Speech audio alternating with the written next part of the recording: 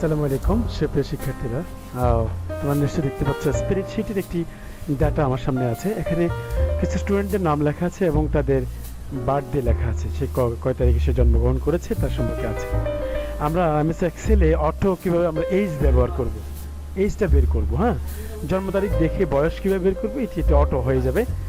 আমি দেখাচ্ছি কীভাবে করব। হ্যাঁ শিক্ষার্থীরা, তোমরা দেখো, প্রথমে আমরা ইকুয়াল দিয়েছি, এরপরে DATE ডেট, এরপরে DIP DIF, তারপরে হচ্ছে ফার্স্ট ব্র্যাকেট। আমরা যেখান থেকে করবো সেটি ওই ঘরটায় ক্লিক করলাম, তারপরে কমা দেব, 2D লিখবো,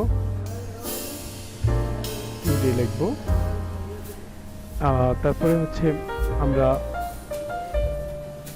এটা ক্লোজ দেবো, দুইটা ফার্স্ট ব্র্যাকেট এবং লাস্ট ব্র্যাকেট দেব, কমা দিব, উপরে ইনভার্টেড কমা দিয়ে ওয়াই দেব, আবার ইনভার্টেড কমা ক্লোজ করবো, ব্র্যাকেট ক্লোজ করব।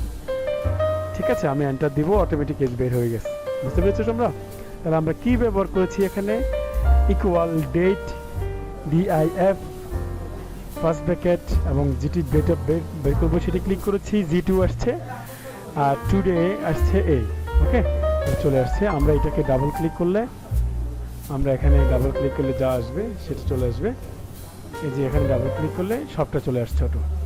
সুপ্রিয় শিক্ষার্থীরা, তোমরা সকলে শেয়ার এবং লাইক সাবস্ক্রাইবের সঙ্গে থাকবে, ভালো থাকবে। আসসালামু আলাইকুম ওয়া রাহমাতুল্লাহ।